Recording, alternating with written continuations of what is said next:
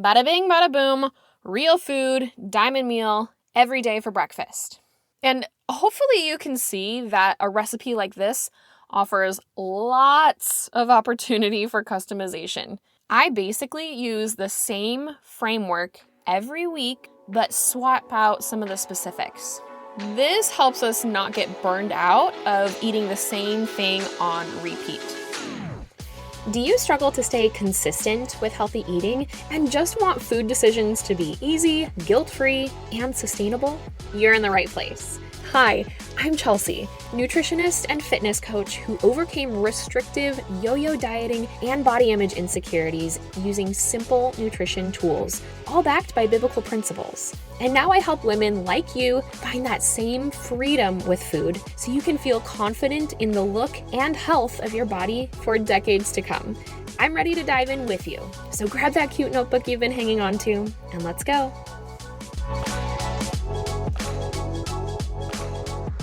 I know you have tried over and over again to make healthy eating part of your routine, but something always gets in the way. Family vacation, stress at work, birthday parties, the holidays, and even downright just lack of motivation.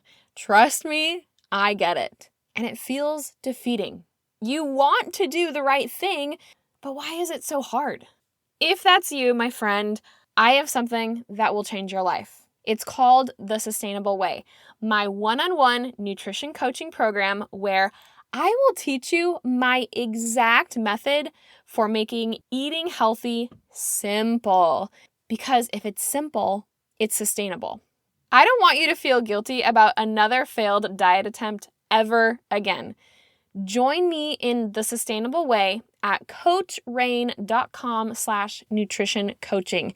And I promise you will walk away with tips and tools to make healthy eating your forever lifestyle. That's coachreign.com/nutrition coaching. And now, welcome to the show.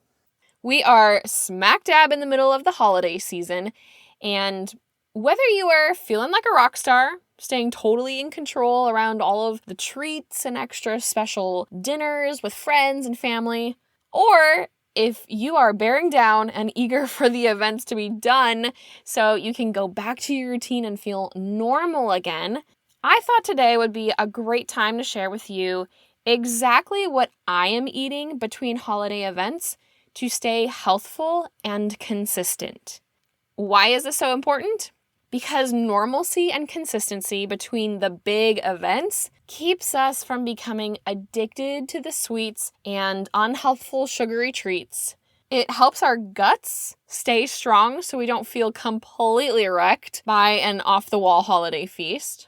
And it keeps our immune system strong so we don't come down with something, especially during cold weather season and hugging a million people and all of their germs who are outside of our normal circles. Here we go. Let's start with breakfast. Whenever breakfast happens for you, if it's as soon as you wake up or if you wait until noon to break the fast, it is crucial to make sure you are eating a full diamond meal. Protein, veggies, starch, and fat. It doesn't have to be a giant meal, but it should be complete with all the diamond meal components. So for me, I'm having my favorite burger salad, as I call it, to start my day. And really, this is just a big bowl of deconstructed burger with way more veggies than your average handheld burger has. So I get a large mixing bowl and fill it with leafy greens, plus 3 to 4 other veggies, whatever you choose here. Right now, I've got roasted beets, jicama, and pickled red onions going in the salad for my vegetables. Then for my starch, I like including both potatoes and a fruit. One, because I love fries with my burgers, and so the roasted potatoes satisfies that part of my palate. And 2, adding fruit gives it a sweet element that keeps me from craving sweets later. So this week, I'm adding persimmons to the salad for my sweet. And then, of course, ground beef, which I do add to the salad freshly cooked, which means, yes, I am adding warm ground beef to a cold leafy green salad. I actually love mixing the temperatures. I find it very satisfying. I know some people may not love that. You can always swap the protein out for something that is more desirable and served cold. But that contrast is something I actually really look forward to. And then I make my own salad dressing, and that's just olive oil, Dijon mustard, and a little maple syrup in a jar. Shake it up until it's one consistency, and that's my fat. Bada bing, bada boom, real food, diamond meal, every day for breakfast. And hopefully you can see that a recipe like this offers lots of opportunity for customization. I basically use the same framework every week, but swap out some of the specifics. This helps us not get burned out of eating the same thing on repeat. So that's my breakfast. Now, I typically eat 2 large meals in a day, but I'll give you 2 options that I kind of swing back and forth between from week to week as far as a lunch/dinner entree goes. So this next meal is my spaghetti squash pasta with chicken sausage. I love this one because it is so easy to make. I mean, 1 large spaghetti squash is like 4 generous servings of quote-unquote noodles. And all I do to cook that is cut it in half lengthwise, scoop out the seeds and the stringy guts, brush the inside with a cooking oil and maybe some seasonings, place the halves skin side up so the fleshy part is down on a baking sheet, and then roast them at around 375 Fahrenheit until they're tender, which for me, I'm just looking for if the skins start to get soft. That's how I can tell it's done.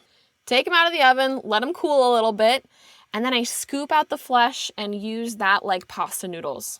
Then with my chicken sausage, I like to cut them into little bite-sized medallion pieces and then brown them in a skillet. Even though generally I get pre-cooked chicken sausages, sometimes that added texture just elevates it a little bit. And I can add the pasta sauce right to that skillet. For veggies, right now I am including mushrooms and green beans because I can put those in the same skillet as my chicken sausage and cook it all together, saving me time and dishes to clean. And then I literally dump it all into a bowl. The spaghetti squash, the chicken sausage, the vegetables, all in sauce. This is homey, it's filling, it's so simple. It makes a lot of servings at once, and yet it's so satisfying. Again, lots of windows of opportunity to change up some of the variables. Maybe you use meatballs instead of sausage, or you pick different veggies. The sky is the limit here. Now, the other dish that I have in my back pocket, I kind of alternate between with the spaghetti squash, is your standard pot roast. And listen, my friend, it cannot be easier than this one. Pick up a good sized chuck roast, somewhere around 3-ish pounds. Season all sides of it generously with salt and pepper. Place it into an oven-safe large casserole dish or a Dutch oven if you've got one. Cover it and bake that sucker at 325 for 1 hour per pound of meat. So if you're getting a 3-pound chuck roast, you're going to bake it at 325 for 3 hours. Then remove it from the oven, raise the temperature to 425, and while that is heating up, shred the beef into large chunks with a couple of forks. Place it back into the oven uncovered for another 20-ish minutes and let the edges get crispy. This is something my husband delights in. I should mention, during the first long roast at the lower temperature, I will put together a sheet pan of veggies and starches. So this last time around, I used asparagus, Brussels sprouts, and winter squash. You can also use potatoes. And then when you put the roast back in for the second bake at the higher temperature, I also put in that sheet pan of veggies.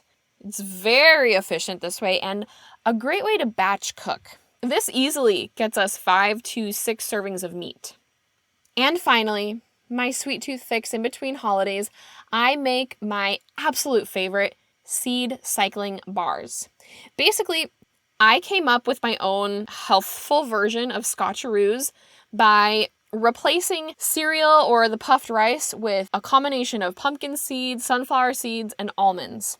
And then instead of gluing it all together with corn syrup, I use maple syrup, dates, and honey. I do still incorporate peanut butter into the base of the bars.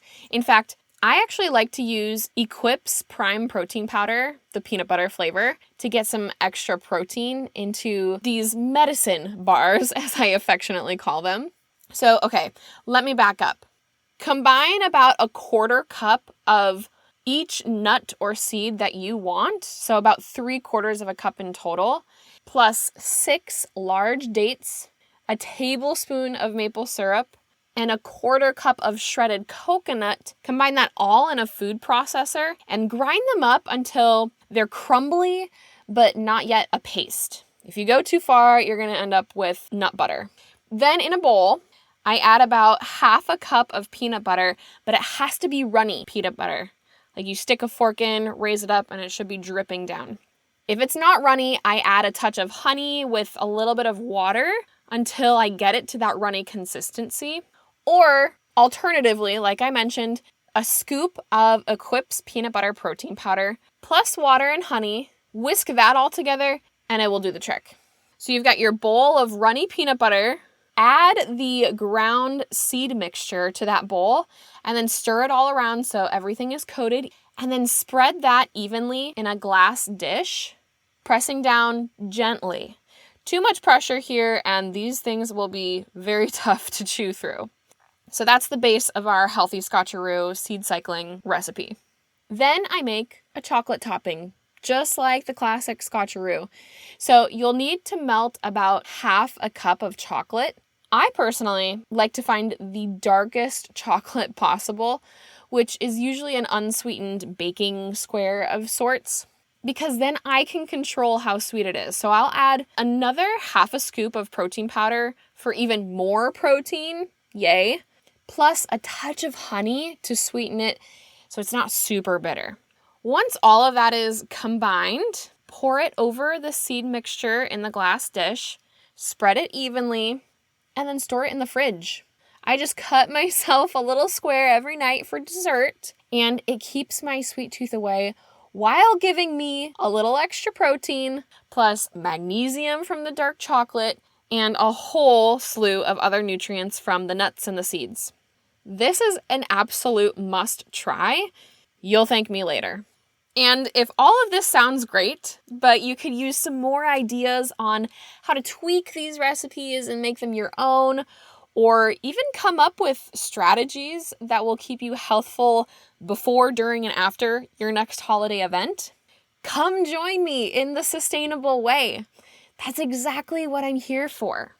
Together, we will conquer every obstacle that is keeping you from eating healthfully, consistently, which is ultimately keeping you from feeling your best all the time.